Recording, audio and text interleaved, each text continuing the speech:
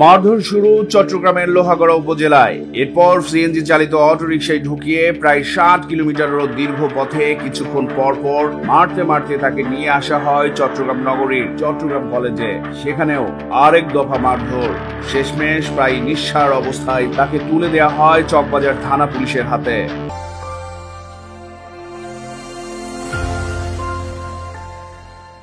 3 October বৃহস্পতিবার প্রায় দিনভর প্রচন্ড মারধরে আহত এই যুবকের নাম আব্দুল্লাল সাইমন। তিনি চট্টগ্রাম কলেজ ছাত্রলীগের যুগ্ম সম্পাদক ছিলেন।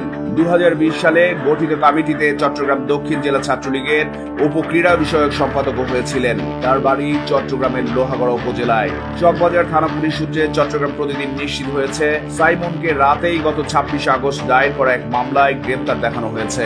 ঘটনার প্রত্যক্ষদর্শী সূত্রে জানা গেছে, বৃহস্পতিবার বিকেলের দিকে লোহাগড়া সদরের ছাত্রলীগ নেতা আব্দুল্লাল সাইমনকে লাঠিসোঁটা হাতে ঘিরে ফেলে একদল যুবক। ছাত্রলীগ কেন করেছিস বলেই সাইমনকে তারা বেধড় মারধর শুরু করে।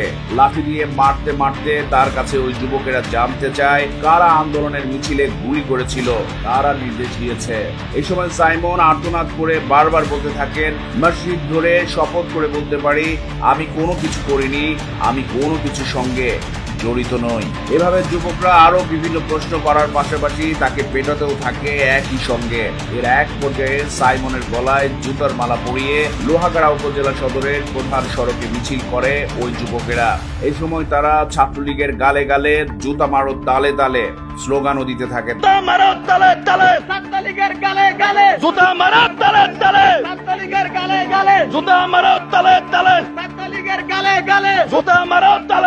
প্রত্যক্ষদর্শীরা জানান, সাইমনকে জুতোর মালা পরিয়ে হাঁটানোর পর সিএনজি চালিত একটি অটোরিকশায় তাকে ঢোকানো হয়। তার দুপাশে দুজন ছাড়াও চালকের পাশে এক যুবক বসেন। এই অবস্থায় টানা 2 ঘন্টা প্রায় 60 কিলোমিটার পথ পাড়ি দিয়ে সাইমনকে নিয়ে আসা হয় চট্টগ্রাম নগরীর চকবাজার এলাকার চট্টগ্রাম কলেজের ভেতরে।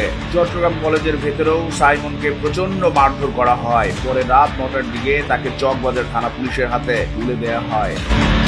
চট্টগ্রাম প্রতিদিন নিউজ ডেস্ক।